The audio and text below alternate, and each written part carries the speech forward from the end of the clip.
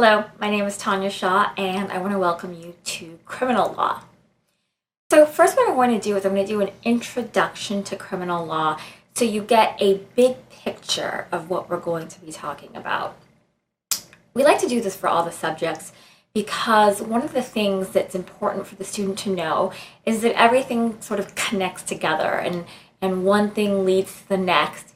And so that when it is time for you to take your final exam or your midterm, you do see how everything sort of comes together. So let's talk a little bit about criminal law. So first of all, where do we get our sources of criminal law? Well, we get them each individually from the states. We have common law, and there are some federal penal laws, but there aren't many of them. There's something called the Model Penal Code that you're going to be learning, and oftentimes what we do is we talk about the Model Penal Code versus the common law. Because the common law is something that is derived from case law over years. The Model Penal Code is not necessarily adopted by all states, but it is adopted by some, and it's really a teaching tool. So sometimes your professor will ask, under the Model Penal Code, would this person be guilty of attempt versus under the common law? So you're going to want to pay attention in your class when they're talking about Model Penal Code versus common law. So let's talk a little bit about statutes. Well, criminal law is mostly learning to read and to interpret statutes. Now, like I said, sometimes we have our derivations of criminal law from common law, but a lot of times states have individual statutes that are defining a particular crime, and we have to pay close attention on what those statutes mean. And oftentimes we have to look to case law to determine what those statutes mean. Now, as you know, every state can be a little bit different from one another, so these statutes can, of course, change from state to state. And of course, they also change throughout the years. So let's talk a little bit about the parts that comprise a crime, essentially. A crime has what we call a mens rea, an actus rea, and causation. So what is mens rea? That's essentially the mental state that is required for a crime. Now, every crime may have a different mental state. For example, one crime may require that somebody knowingly do something, whereas another crime may require that somebody merely be reckless or negligent. So that is the mental state. Each crime also has what we call the actus rea, which is the act associated with the crime. It is not enough just to think in a criminal manner. One has to also act in a criminal manner.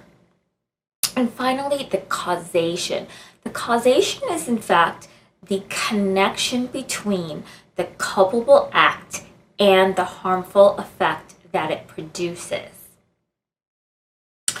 So when we're talking about criminal law, what's very important to understand is that the burden is on the prosecution to prove all elements of the crime beyond a reasonable doubt.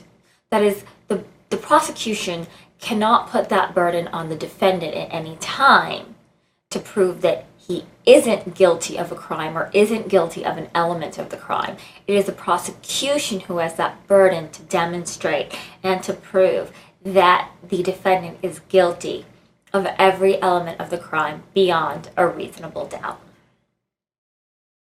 Of course, we never have a crime without defenses. There's a lot of defenses that can come up. Something like an affirmative defense, where we say, you know what, I did it, but I had a reason to do it.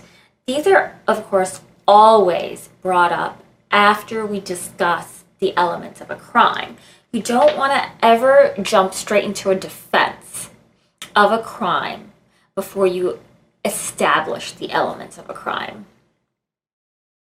There are also other defenses that are out there which actually have to do with proving or disproving an element of the crime. That is, if an element of the crime is not proven, then you may not be able to be found guilty of that crime. So let's talk a little bit about what we're going to be covering in criminal law. So one of the first things that we added, which we thought was very interesting, was theories of punishment. Now, your professor may or may not review these. Some do and some don't, which is why we added it in.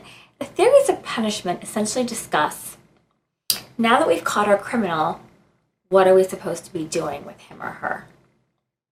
Next, we're going to talk about the fundamental elements of the crime, which I alluded to briefly, which is our mental state, our actus reus, and the causation that makes up each and every crime.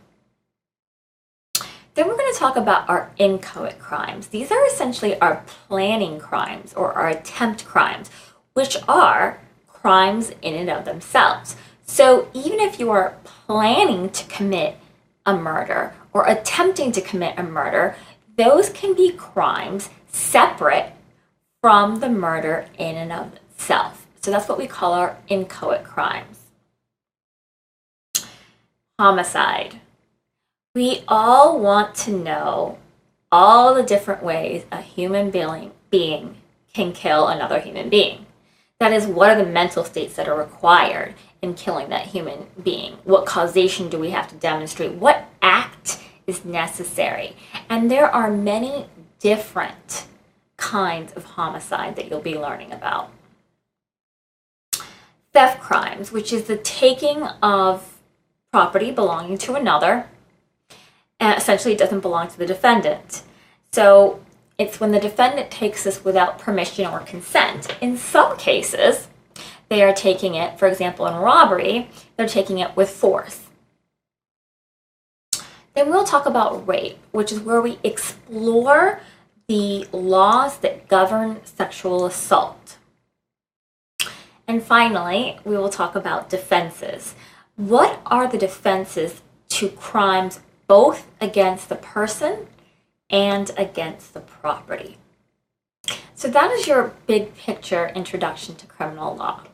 And I look forward to seeing you at our next substantive section, which would be the theories of punishment.